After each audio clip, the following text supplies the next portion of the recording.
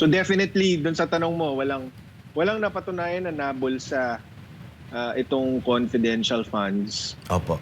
At yeah, wala rin akong nakikitang, kasi parang may sinasabi sila tungkol naman dun sa mga bags na kesyo nagtutugma ito dun sa sinabi ng taga Land Bank, nagtutugma ito dun sa sinabi ni Ramil Madriaga.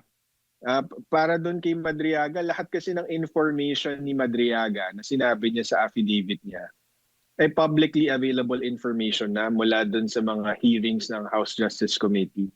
Ay hindi, ng House Committee on Good Governance ata yon, yung unang nag-imbestiga ng confidential fund. So sabi nga namin doon sa second perjury complaint, the fact na hindi makapagbigay ng detalye si Madriaga na hindi nababasag by verification na higit pa dun sa publicly available information, patunay lang na nagsisinungaling siya, na nag-iimbento lang siya ng kwento. Attorney, kahapon nga ay naghain po kayo. Second, no, na perjury complaint laban nga dito kay Ramil Madriaga. Itong sinasabing self-confessed bagman daw ng VP Sara Duterte. Ano hong kaibahan po nito doon sa unang perjury complaint na inihain po ninyo, same pa rin din po sa Taguig City Court? Bale, itong second perjury complaint, ang focus nito ay yung supplemental affidavit ni Ramil Madriaga na in-execute niya noong Abril of this year. Ang kinaibahan nito doon sa first perjury complaint, ang focus naman nun ay yung first affidavit niya executed in November.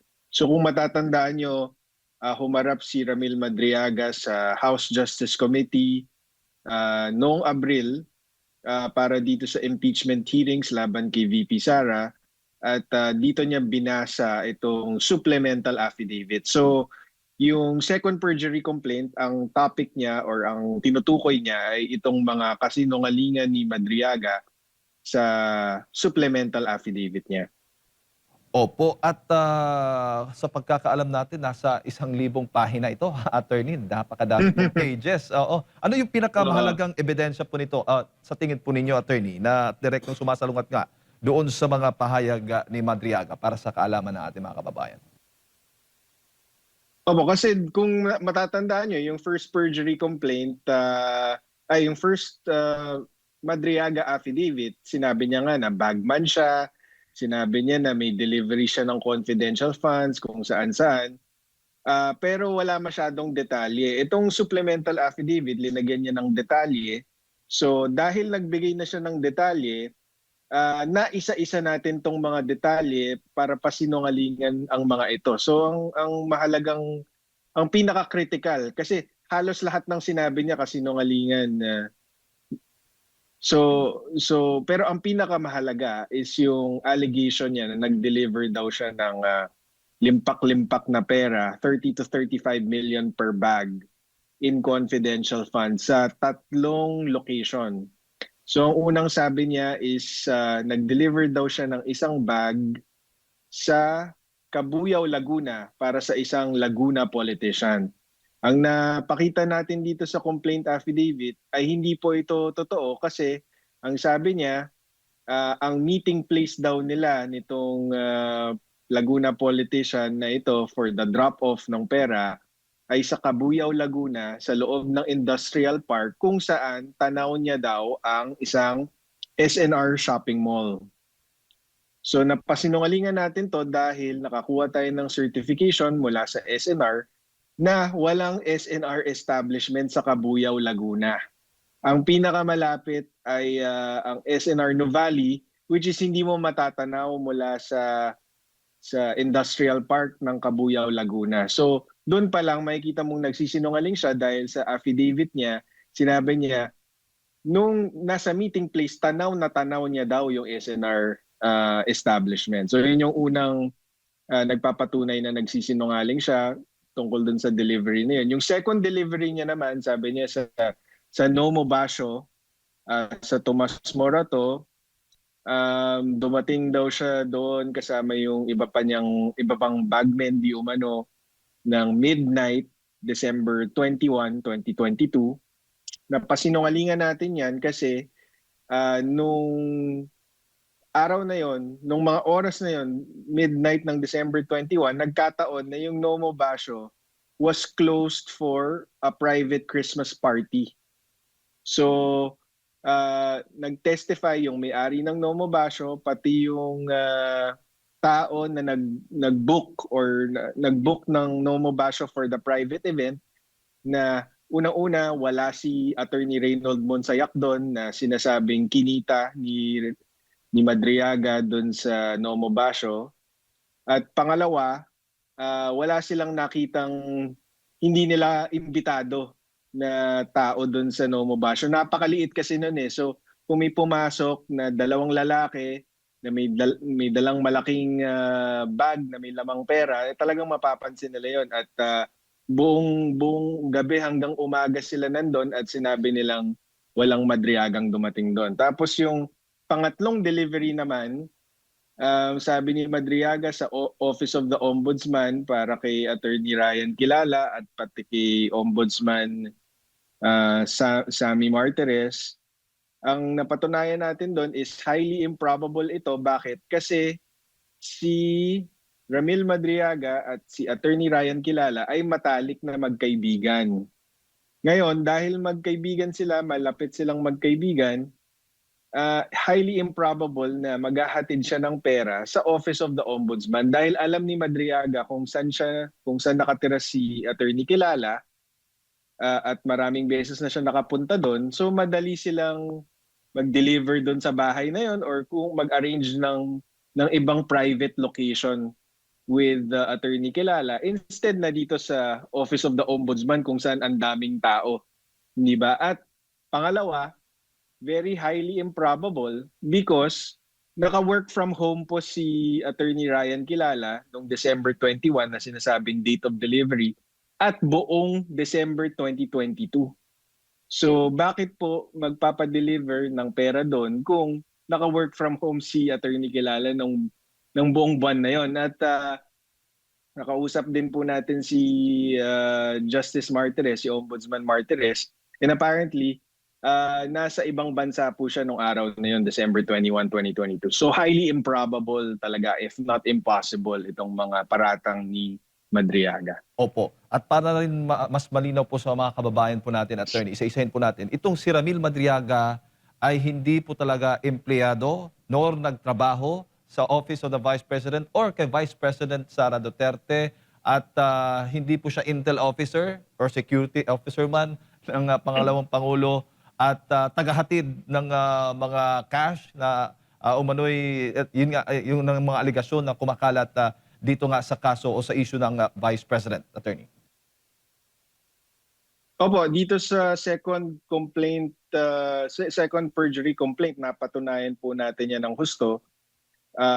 Yung testimony po ni Vice President Sara Duterte na nagsasabing wala akong personal or professional na ugnayan dyan kay Madriaga, at naging campaign supporter lang siya. Isa sa maraming campaign supporter noong 2022 national elections. At ang testimonya ni VP Sara, suportado yan ng 12 corroborating witnesses at government certifications na nagpapatunay na hindi kailanman nagtrabaho si Ramil Madriaga para kay Vice President Sara man or kay PRRD. Tapos ang kasama sa mga tumistigo para pasinungalingan itong claim ni Madriaga na nagtrabaho daw siya kay VP Sara, kasama na si Attorney Ryan Kilala na naging kaibigan niyang matalik nitong si Ramil Madriaga. Ang testimonya niya is imposibleng magkakilala si VP Sara at si Ramil Madriaga kasi para lang makipag-virtual meeting noong kampanya, kailangan dumaan ni Ramil Madriaga kay Attorney Kilala para humingi ng audience kay VP Sara. So doon pa lang makikita mong nagsisinungaling na siya kasi sabi niya mula 2018 pa lang ay malapit na silang nagtatrabaho malapit na siyang katiwala ni VP Sara. Tapos tumestigo din itong si Jonathan Madrona, isang personal assistant / executive assistant ni VP Sara mula pa noong 2006. At si Mr. Madrona, kasama yan ni VP Sara sa lahat ng lakad niya at tumutulong mag-organisa ng schedule niya at sinabi niya sa isang affidavit na kailanman hindi niya nakilala tong si Madriaga at kung totoo yung sinasabi niyang malapit siyang katrabaho ni VP Sara, di sana nakilala na siya ni Mr. Madrona or narinig man lang ang pangalan pero hindi po nangyari yun. Opo. At ngayong dinidinig ang confidential funds issue dyan po sa impeachment trial, attorney, may direktang epekto ba ito doon sa isinasagawang pagdinig? Kung direkta, wala naman kasi hindi naman mapipigilan ng isang perjury complaint na tumistigo si Mr. Madriaga dito sa impeachment.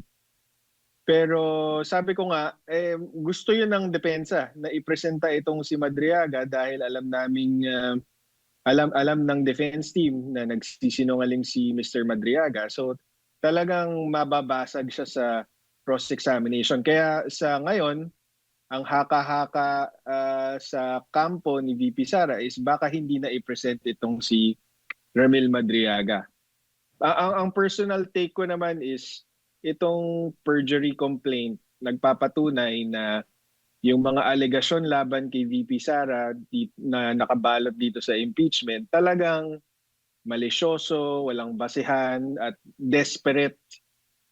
Kasi biruin mo, gumamit sila ng isang taong katulad ni Madriaga na hindi naman nagsasabi na talaga ng totoo para lang umusad tong impeachment complaint sa House of Representatives. So dito mo makikita doon sa 1,000-page complaint kung gaano ka, yun nga, malisyoso at desperado yung mga taong nagtutulak ng impeachment.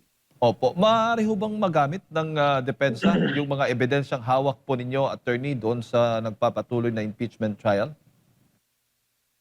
Opo, actually, kagaya ng first perjury complaint ni VP Sara, magbibigay din kami, ito-turn over din namin ito sa defense para kung kailangan nila. At ang maganda dito, Jayden and Mar, is kahit hindi ipresenta ng prosecution si Ramil Madriaga, number 1 sa witness list ng defense si Ramil Madriaga. So kahit hindi ipatawag ng prosecution, pwedeng ipatawag siya ng depensa. Ayun. Oo. Si Partner Admar po para sa mga karagdagang katanungan, attorney. Opo, attorney, napag-uusapan na natin yung impeachment at linawin lang natin, si attorney ay doon lamang sa perjury complaint ni VP Sara laban kay Madriaga. Kukunan natin siya ng opinion naman dito po sa naganap na impeachment trial kahapon. Suspendido po ngayon, attorney.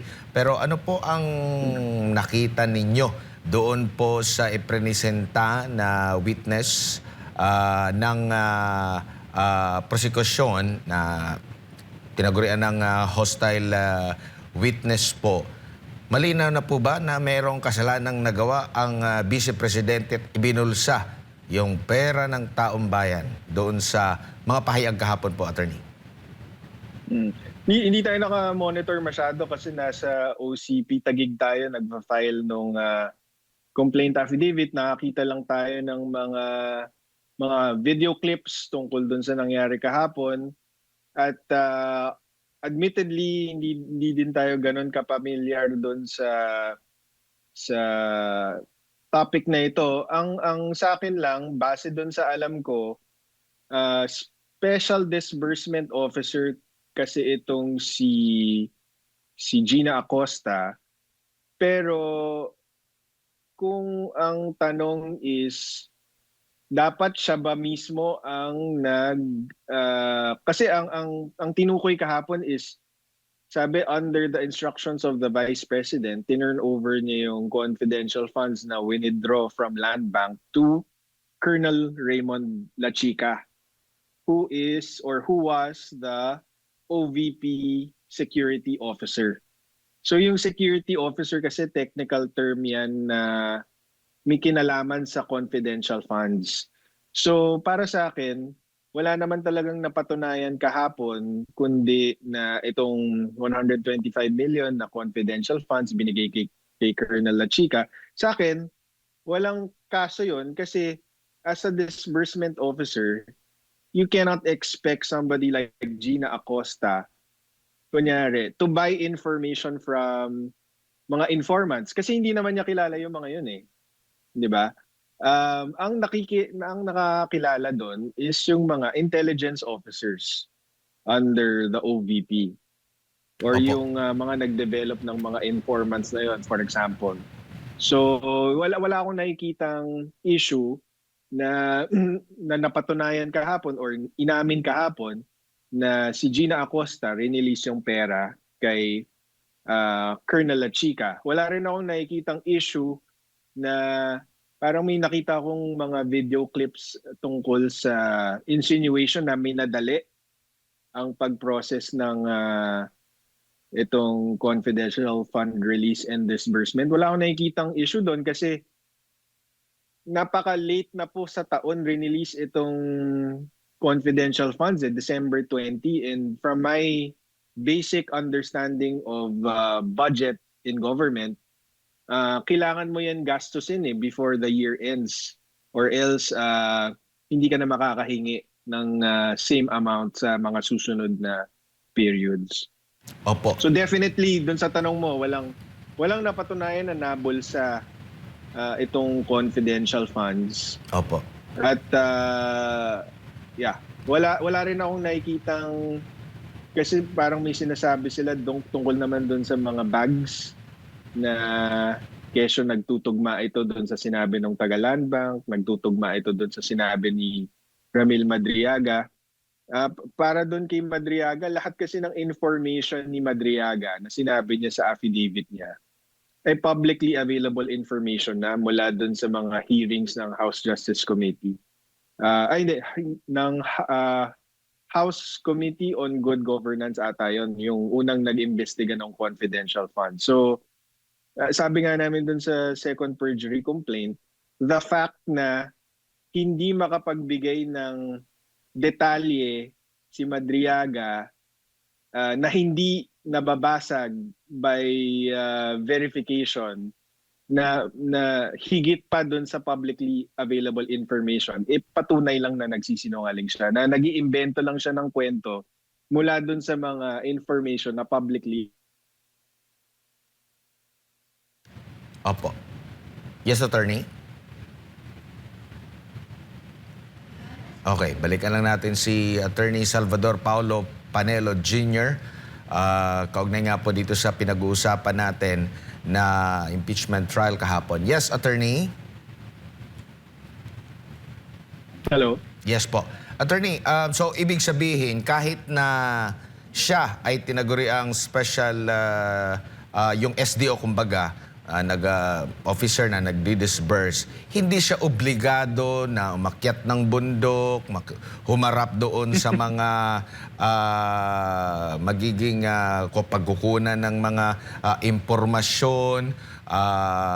Kumbaga, hindi siya mismo ang mangunguna dito, which is, yan din yung kanyang pinahayag kahapon. So, parte na ba ng pag-disburse ng pera yung pagbigay niya kay La Chica at nagampanan niya yung kanyang trabaho bilang disbursing officer, and at the same time inobliga si La Chica na magbigay ka sa akin ng mga katibayan na ito ay ginamit sa anumang activity under ng sa confidential funds, attorney? Tama. Although yun nga, ayoko lang pangunahan yung defense team. Abangan natin yung cross-examination ng defense kay Miss Gina Acosta. Pero yun ang pagkakaintindi ko. Kasi itong si Gina Acosta, wala naman yung training sa, yun nga, parang intelligence operation. So, impractical to have a disbursement officer na kailangan yung kada bili ng information sa informant, siya din ang magbibigay. Ako, parang for practical purposes, kailangan ibigay ang tungkulin na yan dun sa mga intelligence officers na may training na mag-develop ng informant, may training sa pakikitungo sa mga informant para bumili ng impormasyon. Hindi para sa isang government employee katulad ni Gina Acosta. Doon naman po sa pag-audit ng COA ICFAO, nakikita niyo po ba na may kakulangan sa kasanayan yung mga auditor ng COA pagdating po sa paano ba ang pagtrato sa pag-audit dito po sa mga confidential funds, attorney? Hindi tayo masyadong familiar dyan doon sa kung ano yung ginawa nilang pag-audit dito sa confidential funds. Pero yun nga, ang nabasa ko, ang napanood ko tungkol dyan is mukhang hindi nabigyan ng tamang due process itong OVP dahil sa pagkarinig ko ay nag-issue na agad ng notice of disallowance without giving the OVP the opportunity to respond or to defend itself. And critical yan kasi may mga kaso sa Supreme Court na nagsasabi na ang confidential funds or kahit ang anong pagwaldas ng pera ng gobyerno, hindi yan necessarily, may mga pagkakataon na hindi yan, kung hindi man sumunod ng eksaktong-eksakto dun sa government rules, hindi yan necessarily in bad faith or hindi necessarily ibig sabihin may pagnanakaw na. Kung may kakulangan man sa dokumento or may ibang interpretasyon yung Commission on Audit, tingin ko kailangan daw may bad faith, may malicious intent to take itong confidential funds and use it for personal use. Yun yung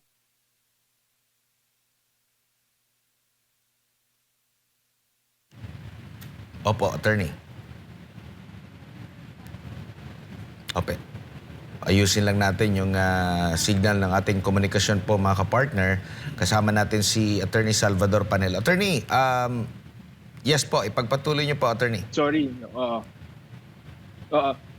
Hindi ko alam kung narinig, pero sa Supreme Court kasi ang sabi nila sa mga desisyon involving itong use of government funds is kapag merong umabot na COA case sa Supreme Court at meron ngang unaccounted for funds or funds na hindi kompleto yung dokumento, hindi ibig sabihin otomatiko na ninakaw ang pera or kailangan ipag-utos na ibalik ang pera. 'Di ba? Kailangan ipakita ng Commission on Audit na may bad faith, may malicious intent or talagang kinuha itong pera na to at ginamit for personal use. Kapag hindi nila mapatunayan ito, hindi ipapabalik yung pera kasi mukhang nagamit naman ng tama yung government funds pero hindi, kulang lang sa documentation. So sa mga ganong pagkakataon, yun nga, hindi personally liable itong mga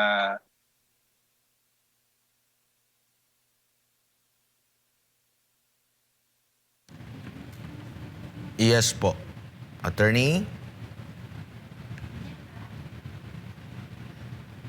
Okay, meron tayong isang itatanong pa sana kay attorney. Okay, attorney, bilang panghuli na lamang po kasi medyo pumapangit yung signal po natin na sa Zoom. Hingin ko lang po ang inyo pong opinion. Obligado po ba talaga na humarap face-to-face ang pangalawang Pangulo o parte na ito ng pagharap at ng pangalawang Pangulo sa reklamong inihain laban sa kanya dahil may pahayag po itong isang kongresista at sinisi pa ang pangalawang Pangulo dahil parang nagagalit na raw po ang Diyos at inalaw daw niya yung mga pagbaha. Parang sinisi pa siya sa mga pagbaha. itong ang pangalawang Pangulo, sabi pa niya dito, quote-unquote, bahana sa buong Luzon, anong ginagawa ng ating Vice President, nagpupunta sa ibang mga bansa, just imagine, meron tayong impeachment court dito, dapat humarap siya, nasaan siya? Ano pong masasabi niyo pa dito, Attorney? Mulat sa pool na address na yan ng impeachment court na hindi kailangan humarap si Vice President Sara Duterte in person dyan sa trial at represented naman siya ng mga abogado niya dyan sa defense team. So hindi talaga kinakailangan. And in fact, para sa akin, personal opinion ko lang ito, I think it's a waste of time kasi kahit ako hindi ko masyadong nasusundan itong impeachment trial dahil alam ko paninirang puri lang ito kay Vice President Sara Duterte. So, 'di ba, parang hinaharap niya na po itong kaso by being represented by her defense team who is actively participating in the impeachment at hindi na po kinakailangan na harapin niya to na nakaupo siya doon buong araw para lang pakinggan yung defense at prosecution na nag-aasaran doon sa impeachment court. Anyway, tandaan po natin na siya rin po ay ikalawang Pangulo at may mga tungkulin po siya. So, syempre, kailangan niya pong gampanan yun. Opo. At huli na lang, Attorney, sa In tingin- other words, there's better use for the Vice President's time, in my opinion. Opo, opo. At para na rin sa kaalaman ng ating mga kababayan at mensahe nyo na rin po, Attorney, sa tingin po ninyo, makokonvict ho ba ang pangalawang Pangulo dito sa impeachment trial na ito? Sorry, pakiulit lang, hindi ko Makokonvict. naputol ka. Oo, makokonvict ho ba ang Vice Presidente sa impeachment trial? Para sa akin, dapat hindi. Napakalinaw na dapat hindi, at least so far, di ba? Pero alam naman po natin na at the end of the day, it will all boil down to politics. So para dun sa mga taga-subaybay po natin, i-pressure po natin yung mga representante natin dyan sa Senado na gawin ng tama.